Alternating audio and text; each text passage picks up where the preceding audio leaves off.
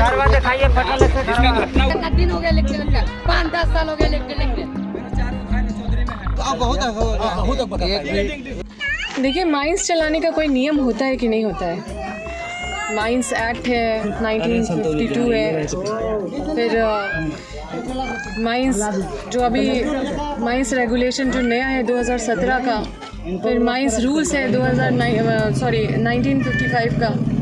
मतलब ये सारा नियम कानून को ताक पे रख के माइंस चल रहा है। DGMS जो भारत सरकार लेबर ऑफ मिनिस्ट्री के तहत एक बड़ा संस्थान है, वो क्या काम कर रही है, वो कुछ काम कर रही है कि नहीं कर रही है।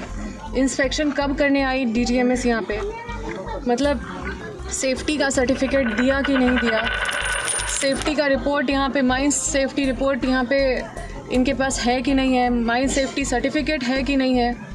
जो देखिए किस तरह से बेंचिंग नाम का कोई चीज़ नहीं है यहाँ पे। अगर आप देखिएगा तो जो स्लोप है जिसमें गाड़ी चलता है, जो स्पेसिफिक स्लोप जो सर्टिफिकेट होना चाहिए,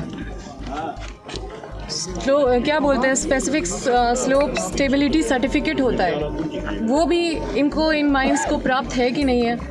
अगर नहीं प्राप्त है तो माइंस कैसे चल रहा है, और प्राप्त है तो लोग ऐसे कैसे गिर के और इस तरह से मतलब सर्विस रोड में गिर रहे हैं। ये सब देखने की जिम्मेदारी किसकी है? ये कोई छोटा बात नहीं है। चलते चलते अगर स्लाइड कर रहा है, वो भी स्लाइड कर रहा है, या किस तरह का ये सेफ्टी मेजर्स यहाँ पे मतलब ज़ीरो दिख रहा है। ऊपर से लोग इल्लीगल माइनिंग का भी शिकायत कर रहे हैं कि इल्लीगल माइनिंग भी हो रहा है। BCCL से अगर बात करिएगा तो BCCL बोलेंगे कि ये हमारा नहीं है, आउटसोर्सिंग लोग जो हैं वो लोग गलत कर रहे हैं।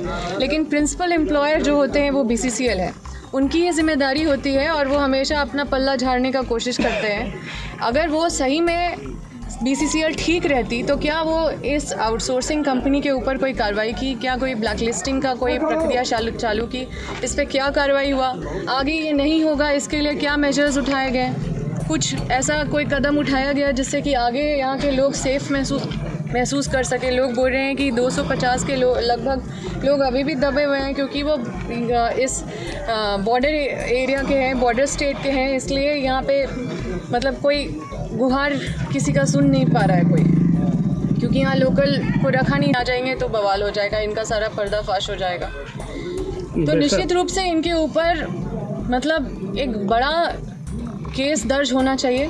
कल्पेबल होमिसाइड का केस बनता है ये, जिस तरह से बराबर है ये। सेक्शन 22 माइंस एक्ट का पूरी तरह से उल्लंघन हो रहा है। इंस्पेक्टर को पूरा पावर दिया जाता है कि आप शो कॉज एरिया है वहाँ पे आप काम रुकवा सकते हैं, वहाँ के जो श्रमिक है वो उनको वेतन पे वहाँ पे काम रुक जाता है, क्योंकि वो डेंजर एरिया वहाँ पे काम करने के लिए नहीं दिया जाता है। ये सब का रोल कहाँ दिख रहा है, कौन मतलब अपना जिम्मेदारी जवाबदेही कहाँ कोई निभा रहे हैं। किसको जिम्मेदार ठहरा रहे हैं? ये DGMS क्या कर रही, रोल नहीं दिखाई दे रहा है। इतना बड़ा माइंस चल रहा है और इतने आबादी वाले जगह को प्रभावित कर रहे हैं, इतने सारे लोग की जान जा रही है, हत्या हो रही है, ये जान इसको नहीं बोला जाता है। आउटसोर्सिंग पर क्या करवाई? हम तो बोले ना कि इस पे मतलब कड़ा धारा लगा के कल्पेबल होमिसाइड का इस पे केस बनता है।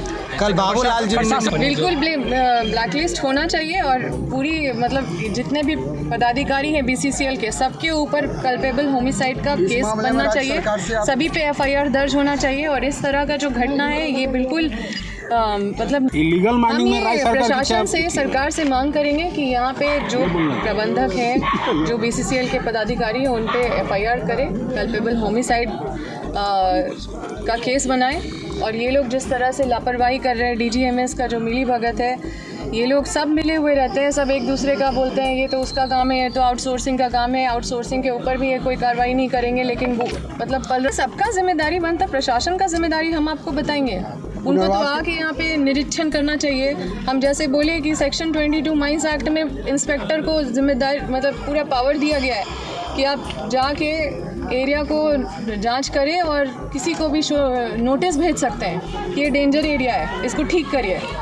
उनको पूरा शक्ति दिया गया है, लेकिन ये सारा चीज़ को नज़रअंदाज करके काम किया जा रहा है। विस्थापित तो ऐसे ही परेशान रहते हैं। अब किसी तरह से वो रह भी रहे हैं, उनको तुरंत कहाँ पे शिफ्ट करना चाहिए।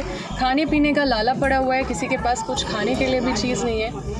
तो हम यहाँ पे जो भी जायज़ा लेके जो हम यहाँ पे पाए हैं उसको हम प्रशासन तक रखने का काम करेंगे, सरकार तक। देखिए, पुनर्वास तो सबसे ज़रूरी चीज़ है। बिना पुनर्वास तो नियम ही नहीं कहता कि आप बिना पुनर्वास के आप काम करें। तो यही तो बात है। देखिए, झारखंड में हम क्यों ये मुहिम छेड़े, किसका दोषी है ये, मतलब घटना जो घट रही है तो? क्यों ये हम अव्यवस्था के खिलाफ हम मतलब ये जंग छेड़े हैं। ये जादू मातों के घर से हमने सोचा कि वहाँ पे जो हादसा देखा कि कोई अगर पूरी तरह से हार जाता है, सारे सिस्टम व्यवस्था सब चीज़ से हार जाता है, उसको जब न्याय नहीं मिलता है वो अपने आप को आग लगा लिया। तो ये चीज़ नहीं होना चाहिए। और इसीलिए हम ये तय किए कि जहाँ पे भी विस्थापन से जुड़ा हुआ जो भी समस्या होगा उनका आवाज़ बनने के लिए हमसे जितना हो सकेगा हम उसको ठीक करने का कोशिश करेंगे, और जितना व्यवस्था ठीक कर सकते हैं उसको करेंगे और इनकी आवाज़ को बुलंद करेंगे, और ये कोशिश करेंगे कि हर हाल में न्याय सुनिश्चित कर सके। और ये हम बहुत सारा ऐसा चीज़ हम तैयार भी कर रहे हैं जिससे कि एक मैकेनिज़्म बने, जिससे कि कोई भी विस्थापित इतना लाचार नहीं महसूस करे।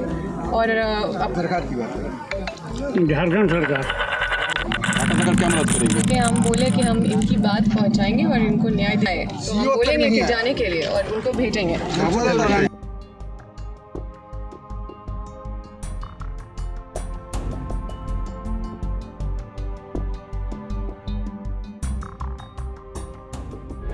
प्रभातखबर.com, विश्वास वही, रफ्तार नहीं।